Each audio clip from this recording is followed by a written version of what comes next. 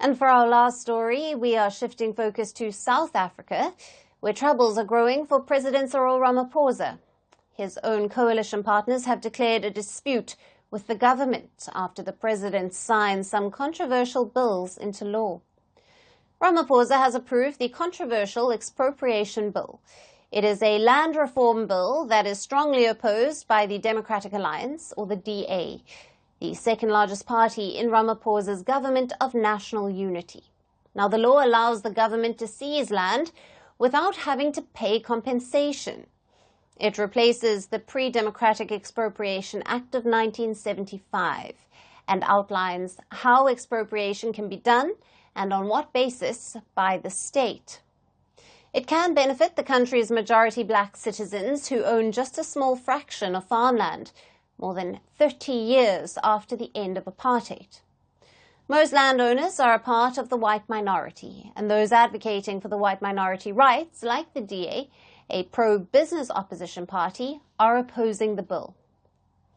The party has in fact declared a dispute and has called for an overhaul of relations within the Government of National Unity. It has criticized Ramaphosa's African National Congress Party, or the ANC, for failing to adhere to the procedures set out in a coalition deal agreed last year.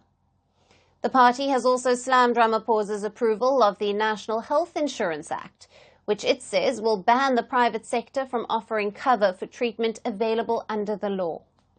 The DA has also rejected parts of an education bill that Ramaphosa assented to in September, complaining that it gives the government excessive powers to determine language policy and admission criteria in state-run schools.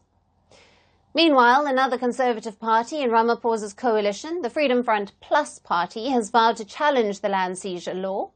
The party says it will do everything in its power to have it amended if it is found to be unconstitutional.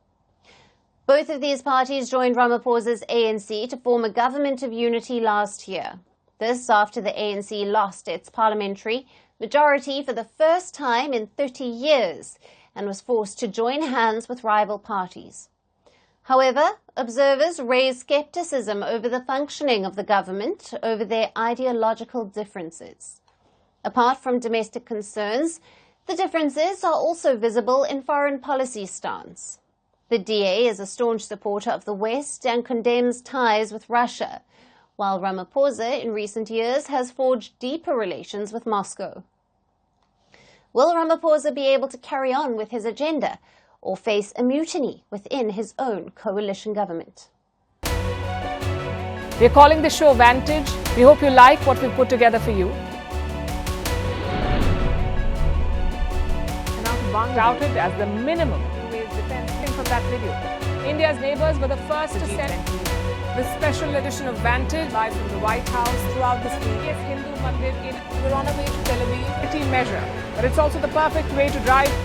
I don't think Prime Minister of Bhutan, Cyril, welcome to 60% of the world's office. Prime Minister Modi did the iron. We were actually. What are you doing? How do you like? It's been 1 year since that meeting. Iron bars separate you from the outside. Out the vote effort. Trump had, it says, and at $4.3 trillion. 4.3 300 billion by 2030.